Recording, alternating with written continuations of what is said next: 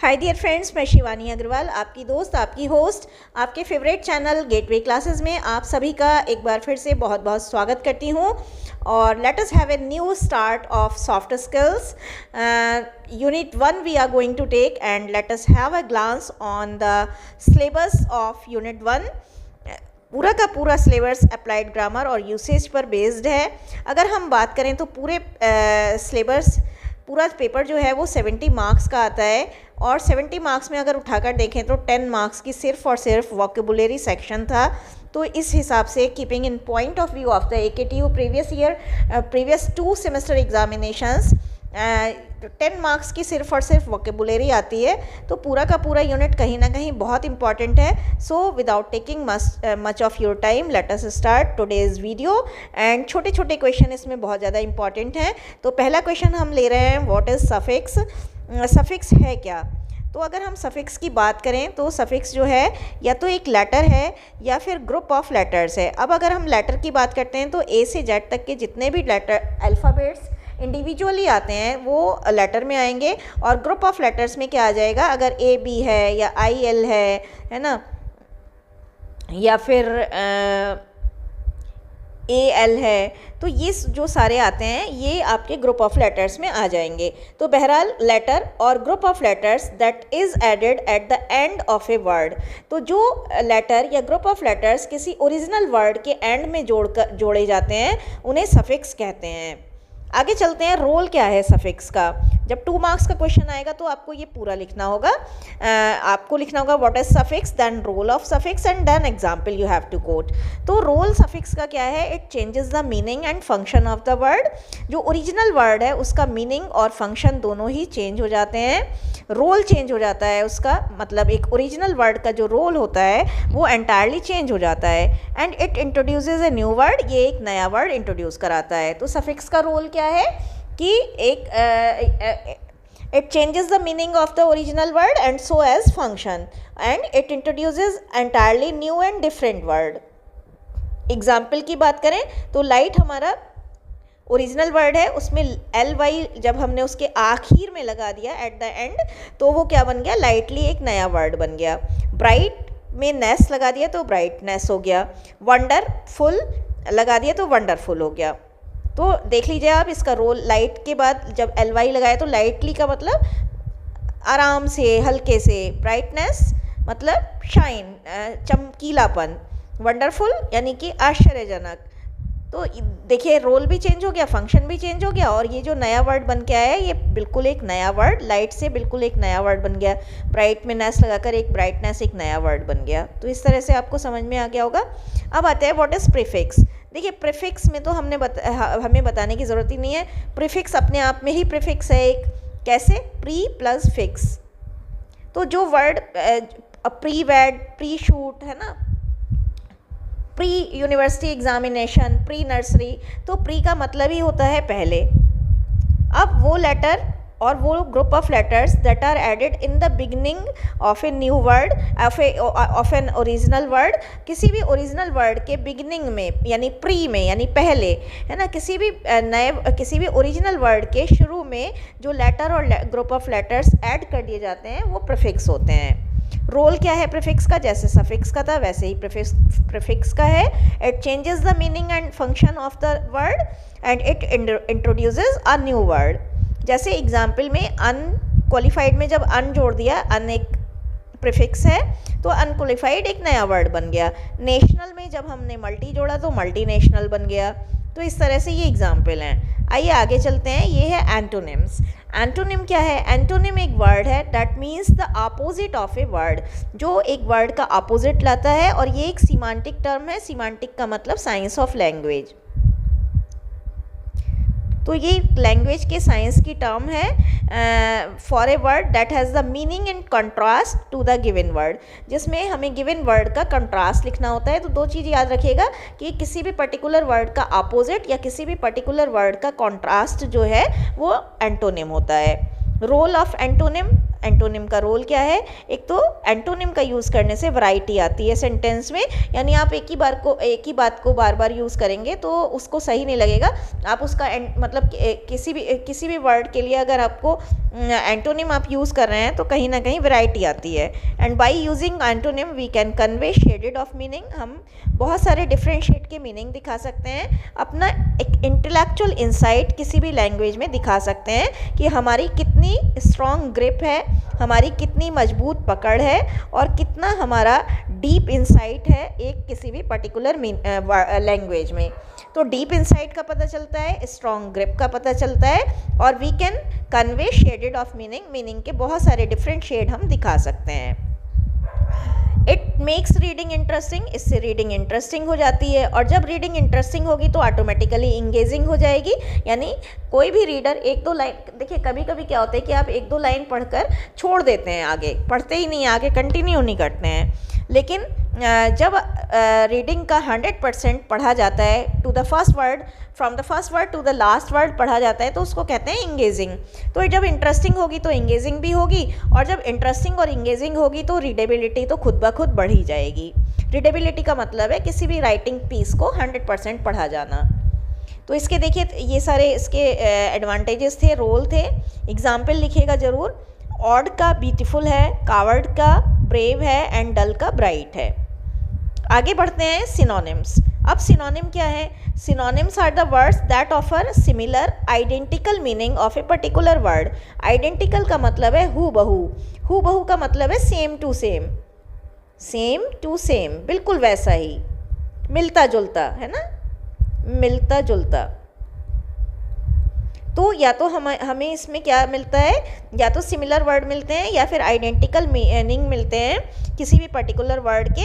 तो इस तरह से हम कह सकते हैं कि सिनोनिम्स जो है वो अल्टरनेट लाता है, विकल्प लाता है एक पर्टिकुलर वर्ड का। तो यहाँ 3 कीवर्ड आपको याद रखने हैं। सिनोनिम्स क्या हैं? किसी भी पर्टिकुलर वर्ड के सिमिलर मीनिंग, आइडेंटिकल मीनिंग या फिर अल्टरनेटिव रिप्रेजेंट करता है। रोल क्या है सिनोनिम्स का? वैरायटी आती है, एक ही वर्ड यूज़ करते हैं बार बार तो उसमें मोनोटोनस हो जाती है रीडिंग, डल हो जाती है, अनइंटरेस्टिंग हो जाती है। तो इसका यूज़ करने से, सिनोनिम्स का यूज़ करने से हमारा राइटिंग पीस कहीं ना कहीं उसमें वैरायटी आती है। It help us to avoid repetition, repetition avoid हो जाता है, और जब रिपीटिशन अवॉइड हो जाता है तो मोनोटोनस इम्पैक्ट जो है वो रिमूव हो जाता है। मोनोटोनस का मतलब है डल, एक ही वर्ड का यूज़ करने से डल और बोरिंग इम्पैक्ट जो आ जाता है वो भी रिमूव हो जाता है। और it makes reading interesting, reading interesting हो जाती है, इंगेजिंग हो जाती है, और जब रीडिंग इंटरेस्टिंग और एंगेजिंग होगी तो क्या होगा, ऑटोमेटिकली इसकी रीडेबिलिटी इंक्रीज हो जाती है। Synonyms can be use to enrich our vocabulary. Synonyms का यूज़ हम कब करते हैं? अपनी वोकेबुलरी को एनरिच करने के लिए, add depth to description, description में डेप्थ लाने के लिए, गहराई लाने के लिए, एनहांस कम्युनिकेशन, कम्युनिकेशन को एनहांस करने के लिए, to show our insight, to show deep insight into a language, जैसे उधर था एंटोनिम्स में था। और क्यों करते हैं हम इसका use? To show strong grip, हमारी स्ट्रॉन्ग ग्रिप का पता लगाने के लिए कि हमारी how much strongly we are having a grip on a particular language, तो हम यूज़ करते हैं। एग्जाम्पल में टारगेट का एम है, और इसका क्या है, ब्यूटीफुल का प्रेटी है, रेस्ट का रिपोज है। ठीक है, अब आते हैं होमोफोन्स क्या है, बहुत बहुत इंपॉर्टेंट है। Homophones are the pair of words that has words with same sounds but different meaning. Homophones में होता है क्या है कि सेम साउंड होती है, सेम साउंड की जब हम बात करते हैं तो सेम प्रोनाउंसिएशन की हम बात कर रहे होते हैं। तो आप ये भी लिख सकते हैं सेम साउंड सेम प्रोनाउंसिएशन, लेकिन मीनिंग डिफरेंट होता है। अब रोल क्या है होमोफोन्स का? होमोफोन्स भी सिमेंटिक टर्म्स हैं that are complicated to understand. थोड़ा सा कॉम्प्लिकेशन तो होता ही है। क्यों होता है? क्योंकि प्रोनाउंसिएशन सेम है लेकिन मीनिंग डिफरेंट है। Often they create confusion to understand because of having the same pronunciation. तो कहीं ना कहीं ये थोड़ा सा रीडिंग को कॉम्प्लिकेटेड बनाते हैं, अंडरस्टैंडिंग में थोड़ा सा कॉम्प्लिकेशंस क्रिएट करते हैं। एग्जाम्पल के लिए टू टू टू टू, और ये भी हो सकता है two, floor floor, their there, है ना। अब आता है होमोनिम्स क्या है। देखिए होमोफोन्स और होमोनिम्स में बड़ा बारीक सा अंतर है, वो आज हम इस वीडियो में आपको समझा देंगे। Homophones pair of words and that have similar same pronunciation, यानी सेम प्रोनाउंसिएशन की बात करें तो सेम साउंड की भी बात कर रहे हैं। Same sound, same pronunciation, same spelling, इसमें स्पेलिंग्स भी सेम होती हैं। उसमें क्या था, स्पेलिंग्स डिफरेंट थी, सेम साउंड थी, सेम प्रोनाउंसिएशन था। इसमें क्या है, सेम साउंड होगी, सेम प्रोनाउंसिएशन होगा, सेम स्पेलिंग होगा, लेकिन एंटायरली डिफरेंट मीनिंग होगा। रोल ऑफ होमोनिम्स, होमोनिम्स जो है सिमेंटिक टर्म्स हैं, कॉम्प्लिकेटेड होते हैं अंडरस्टैंड करने में, कन्फ्यूज़न क्रिएट करते हैं क्योंकि सेम प्रोनाउंसिएशन है, सेम स्पेलिंग है। अब देखिए एग्जाम्पल, बैंक। अगर हम बात करें बैंक की तो ये रिवर बैंक यानी रिवर का किनारा होता है, और बैंक वो वाला बैंक भी होता है जहाँ हमारी सारी फाइनेंशियल एक्टिविटीज़ समझी जाती हैं, कंडक्टेड होती हैं। तो ये बैंक वो वाला बैंक है जहाँ पर पैसा जमा कराते हैं आप, और ये वो वाला बैंक है, सेम स्पेलिंग है, ये वो वाला बैंक है जो नदी का किनारा है। ऐसे ही देखिए दूसरा एग्जाम्पल में हमने क्या लिया है, फेयर, FAIR, फेयर। फेयर का मतलब सुंदर, ये वही वाला फेयर है जो आपको मिलता है कॉपीज़ में, and you feel very happy and elated. और ये फेयर वही है जो हम बसेस में जाते हैं तो चार्जेस देते हैं। ऐसे ही बैट है अगला हमारा, पेयर, बैट, BAT, बैट, ये वही है जो बैट बॉल वाला बैट होता है, यानी गेंद बल्ला वाला बल्ला जिससे हम छक्के चौके उड़ाते हैं। आपने भी अपनी लाइफ में बहुत उड़ाए होंगे। और ये बैट वही है जो चमगादड़ होता है जिसको हम रात को, जो ज़्यादातर रात को, या देखिए गलत हो गई स्पेलिंग, तो चमगादड़ है, ये चमगादड़ जो है हमें रात को दिखाई देता है। तो इस तरह से ये होमोनिम्स है। अब आता है होमोफोन्स वर्सेस होमोनिम्स। डिफरेंस क्या है दोनों में, बहुत इंपॉर्टेंट क्वेश्चन है, बहुत इंटेलेक्चुअल क्वेश्चन है। आप जनरली आप बता नहीं पाएंगे, लेकिन हमने इस वीडियो में पॉइंट्स बनाए हैं, आपको बहुत अच्छे से क्लियर हो जाएगा। और आप ना इस तरह से सेग्रीगेट करके लिखिएगा, इधर होमोफोन्स इधर होमोनिम्स, तो ज़्यादा अच्छा रहेगा। होमोफोन्स में क्या होता है हमारा, अब होमोफोन्स में क्या होता है, होमोफोन्स में सिमिलर प्रोनाउंसिएशन यानी सेम साउंड होती है, डिफरेंट मीनिंग होता है। होमोनिम्स में क्या होता है, these are spelled and pronounced similar, इनका स्पेलिंग और प्रोनाउंसिएशन सिमिलर होता है लेकिन डिफरेंट मीनिंग होता है। होमोफोन्स में प्रोनाउंसिएशन केवल सेम है, जबकि होमोनिम्स में प्रोनाउंसिएशन के साथ साथ स्पेलिंग भी सेम है। All homophones are not essentially homonyms, सारे होमोफोन्स होमोनिम्स नहीं होते, लेकिन जो होमोनिम्स हैं वो तो होमोफोन्स होंगे ही। जैसे यहाँ पर देखिए, ये जो फेयर और फेयर है ये होमोफोन्स में भी आएगा और होमोनिम्स में भी आएगा, जबकि जो होमोफोन्स होगा टू और टू, ये होमोनिम्स नहीं हो सकते। तो यहीं ये बताने की कोशिश करिए कि सारे होमोफोन्स इसेंशियली होमोनिम्स नहीं होते, लेकिन होमोनिम्स तो होमोफोन्स भी हो सकते हैं क्योंकि उनकी साउंड भी सेम है। अब आता है फ्रेज़, ये बहुत इंपॉर्टेंट है इस बार के लिए, 2024 के लिए। फ्रेज़ क्या है, ग्रुप ऑफ वर्ड्स है that make sense but not complete sense. तो ऐसे ग्रुप ऑफ वर्ड्स जो सेंस तो बनाते हैं लेकिन पूरा सेंस नहीं बनाते, वो फ्रेज़ कहलाते हैं। एक और भी पहचान है, it does not contain a subject and a verb, इसमें एक सब्जेक्ट और वर्ब नहीं होती। फ्रेज़ का रोल क्या है, phrase beautify our conversation piece of writing. अगर आप अपनी कन्वर्सेशन में, अगर आप अपनी राइटिंग में फ्रेज़ का यूज़ कर रहे हैं तो it really beautify your conversation and piece of writing. For example, अगर आपको कन्वर्सेशन में आपसे कोई ये पूछता है कि हाउ आर यू, और आप कह देते हो सिंपल फाइन, तो देखिए एक डल सा इंप्रेशन पड़ता है, एक वाइब्रेंट सा इंप्रेशन नहीं पड़ता। लेकिन इंस्टेड ऑफ अगर आप ये वाला फ्रेज़ यूज़ करते हैं, I am fit and fine, I am safe and sound, I am out of words, I am in pink, है ना, I am in good spirits, I am elated, I am fit, ये क्या कहते हैं, I am out of words, तो ये बहुत ही ज़्यादा अच्छा सा इंप्रेशन इसमें पड़ता है। तो हम फ्रेज़ क्या करती हैं, हमारे कॉन्वर्सेशन को या हमारे राइटिंग पीस को ब्यूटिफाई करती हैं। By using phrase we may sound intelligent and knowledgeable, ये देखिए इसकी बहुत बड़ी खासियत है। If you are having physical conversation, तो it may easily attract the attention of the intellectual people and you yourself will be counted among intelligent, intellectual and knowledgeable persons। ये समझा जाएगा कि how much deep insight and strong grip you are having on to a particular language। It brings variety in our writing, हमारी writing को थोड़ा अलग, it makes our writing little bit different, है ना। It brings variety in our writing, removing monotonous impact, monotonous impact को remove करके हमारी writing में वैरायटी लाती है और इस कारण से रीडेबिलिटी इंक्रीज हो जाती है। एग्जाम्पल क्या है फ्रेज के? Fit and fine, on purpose. On purpose का मतलब होता है इंटेंशनली, जानबूझकर। Safe and sound, safe and sound का मतलब है सही सलामत। फिट एंड फाइन का मतलब है राजी खुशी, बढ़िया, ठीक है। अब आते हैं क्लॉज। क्लॉज क्या होती है, ये भी बहुत इंपॉर्टेंट है। क्लॉज एक्चुअली एक ग्रुप ऑफ वर्ड्स है जिसमें एक सब्जेक्ट होता है, एक वर्ब होता है। इस फ्रेज में क्या था? सब्जेक्ट और वर्ब नहीं थे। क्लॉज क्या होता है? एक ग्रुप ऑफ वर्ड्स होता है जिसमें सब्जेक्ट भी होता है, वर्ब भी होता है और ये कंप्लीट थॉट भी देते हैं। अब देखिए अगर डिफ्रेंशिएट करने को आएगा तो इसमें क्या है? फ्रेज में ग्रुप ऑफ वर्ड्स है, सेंस होता है लेकिन कंप्लीट सेंस नहीं होता, और क्या क्लॉज में कंप्लीट सेंस होता है। और फ्रेज में क्या होता है? वर्ब और सब्जेक्ट नहीं होते, इसमें सब्जेक्ट और वर्ब भी होते हैं। काइंड्स ऑफ क्लॉजेस, 3 काइंड के क्लॉज होते हैं, नाउन क्लॉज, रिलेटिव क्लॉज और एडवर्ब क्लॉज। रोल क्या है, फंक्शन क्या है क्लॉज का?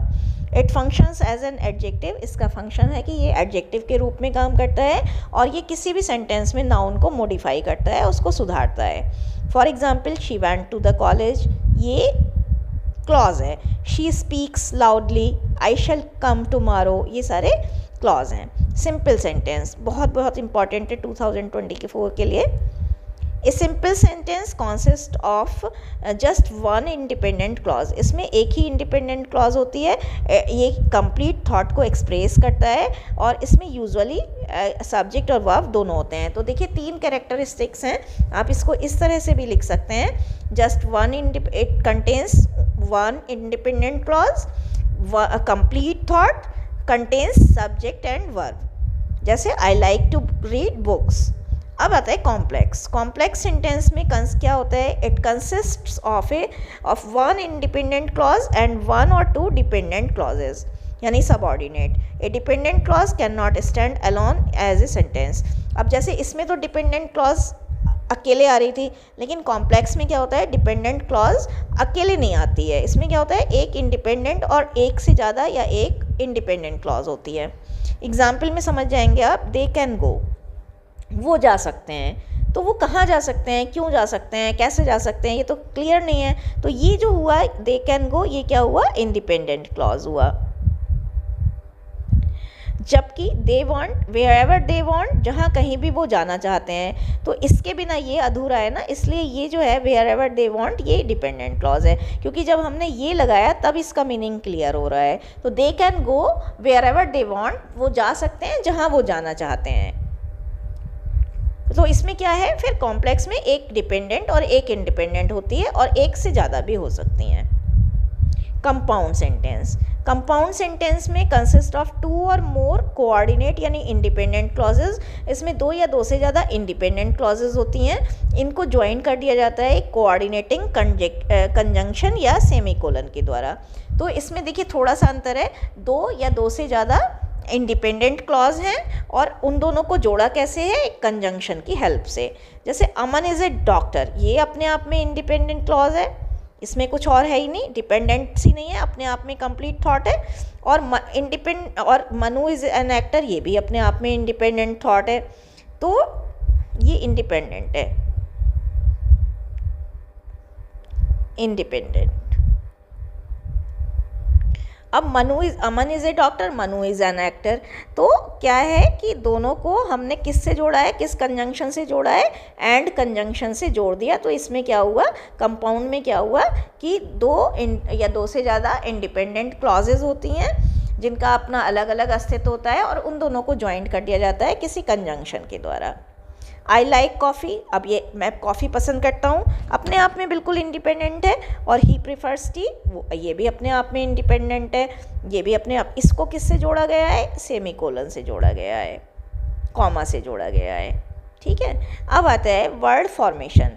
किस तरह से वर्ड्स को हम फॉर्म करते हैं। देखिए पूरा का पूरा जो है आपका सिलेबस वो वर्ड फॉर्मेशन है। हम आगे भी बहुत इंटरेस्टिंग वे में आपको बताएंगे, एक एक को अलग अलग तोड़ तोड़ कर। फिलहाल हम वर्ड फॉर्मेशन के रूल्स के बारे में डिस्कस कर लेते हैं। इम्पॉर्टेंट क्वेश्चन है, AKTU में 2023 में आया था इवन सेमेस्टर में। Words are formed by using different techniques. बहुत सारी, there are a number of techniques by which we can form a new word. और क्योंकि आपको पता है कि वर्ड्स जो हैं, new words are formed as per the changing needs of the human being. जब भी wherever they feel a need of creating a new word, they immediately create. That is why a number of new words are added. You can see a number of new words are added every year in our dictionary. तो words जो हैं, अब ये words form कैसे होते हैं, how these are formed, this again is a question. तो words कैसे फॉर्म होते हैं, by using different techniques. In fact human being जो है वो एक नया वर्ड क्रिएट कर लेता है as per their changing needs. ये वर्ड्स बहुत सारी टेक्निक्स से, बहुत सारे मेथड्स से बनाए जाते हैं. पहला मेथड क्या है, borrowing word from other languages. It's a very commonly used method to recreate a new word. एक नए वर्ड को रिक्रिएट करने के लिए किसी दूसरी लैंग्वेज से बोरो करना एक बहुत ही कॉमन टेक्निक है.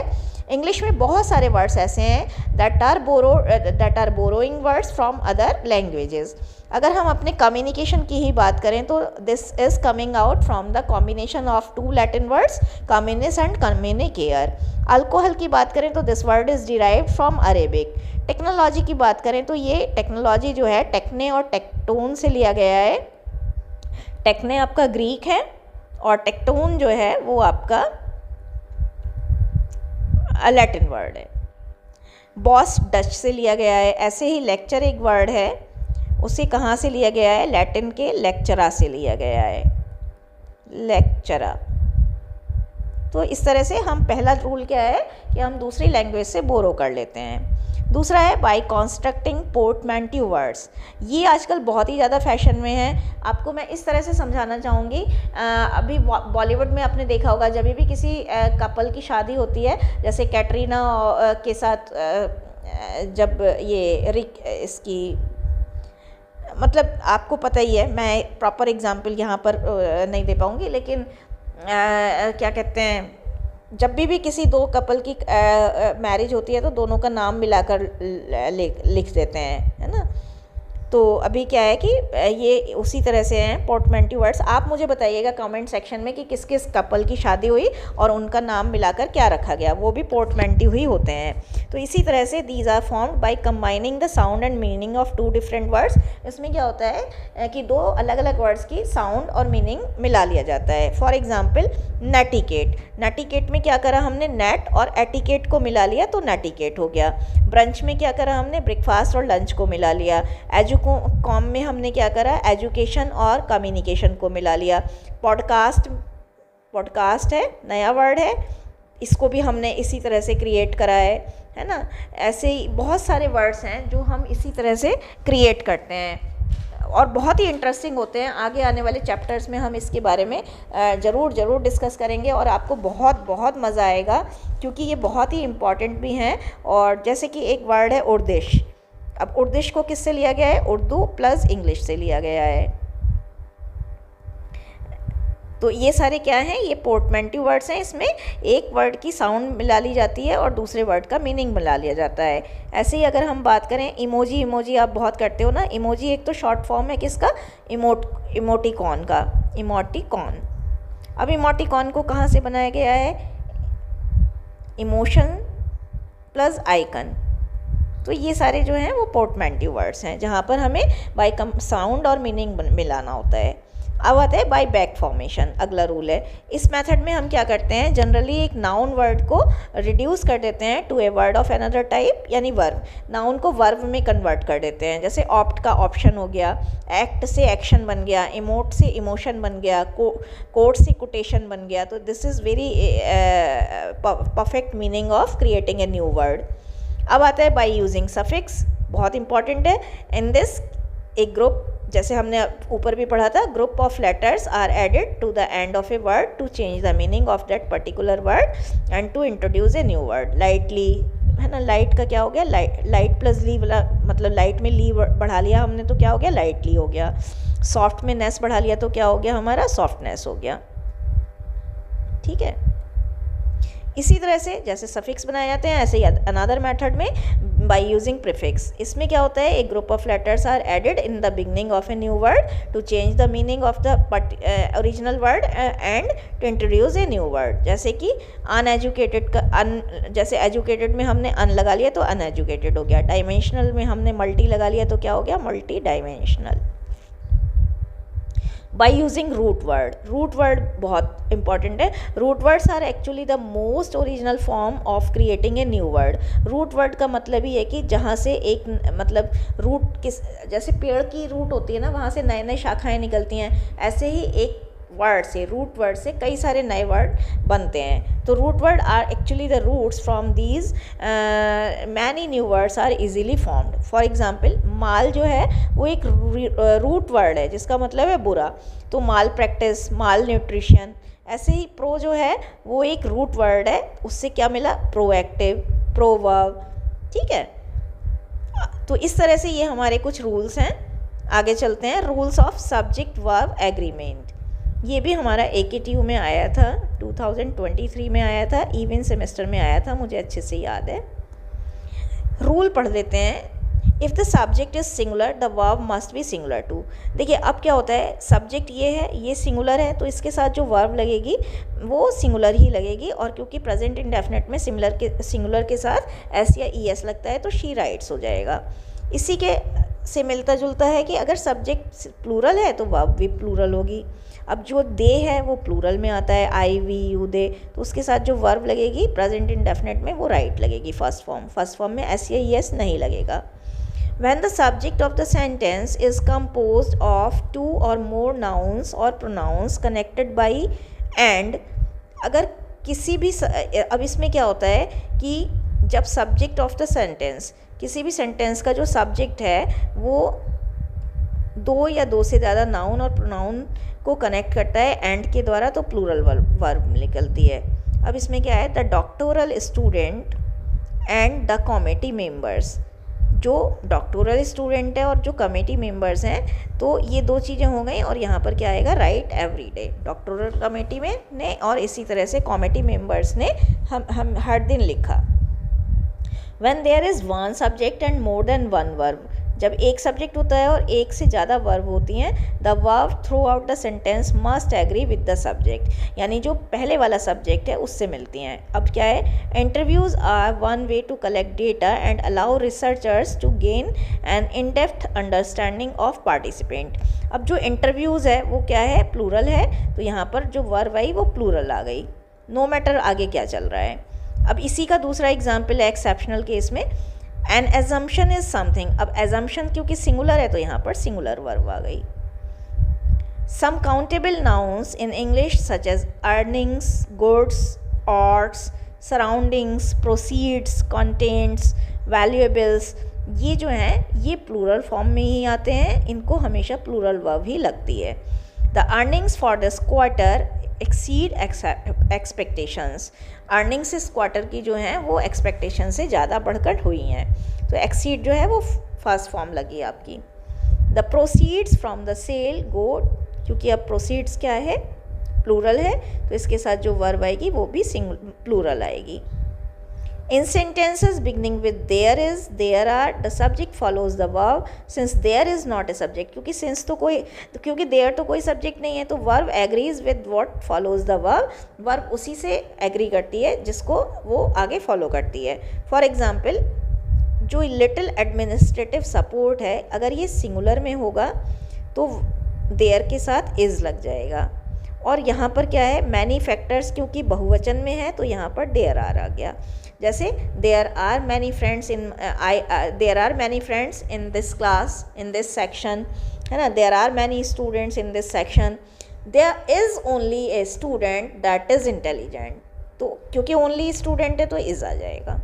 Collective nouns are words that imply more than one person, that but are considered singular and take a singular verb.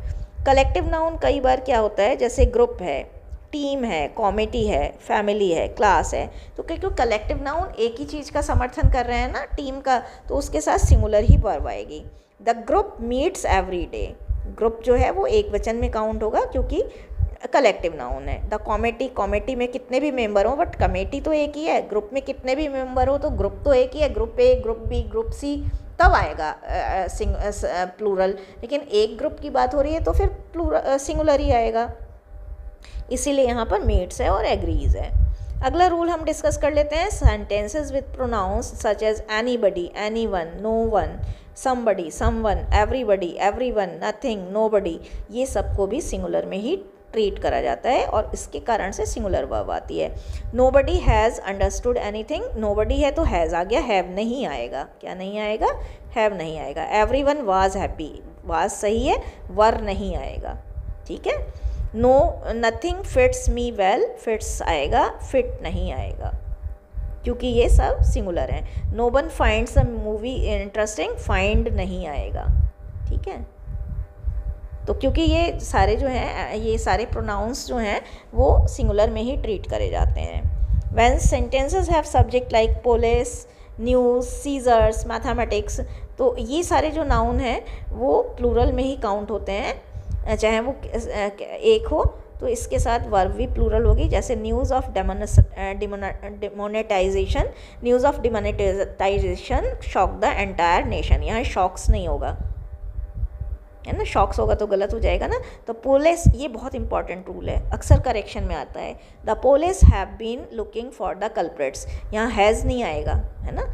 क्यों नहीं आएगा? क्योंकि ये सारे वर्ड्स प्लूरल में लिए जाते हैं। अगला रूल डिस्कस कर लेते हैं, लास्ट है, when we are using a sentence to express a wish, जहाँ पर हम एक विश कर रहे हो, सेंटेंस एक्सप्रेसिंग ए रिक्वेस्ट, या जहाँ पर सेंटेंस में रिक्वेस्ट हो रही हो वहाँ पर वर्ब्स थोड़ी सी डिफरेंटली यूज़ होती हैं।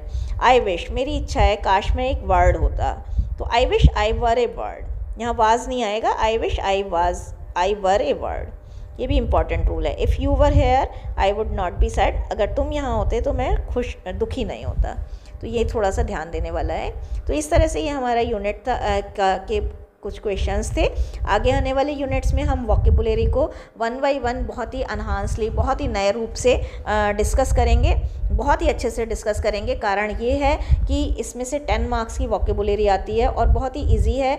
वैसे भी वोकेबुलरी का आपको पता ही है कि कितना यूज़ है, मल्टीपल यूजेस हैं। कहीं आप में से बहुत सारे लोग, many of you might be appearing for competitive exams also, जैसे NDA है, SSC CGL है। दूसरी बात यह है कि वोकेबुलरी मुझे तो पर्सनली इसलिए भी अच्छी लगती है because these enrich our conversation. If we are able enough to enrich our vocabulary, तो English language will not have any constraint for us, and we will be the prince of English language. We will be having good communication skills, good impression. We can be able to leave an indelible impression onto the receivers, onto our friends and in our circle.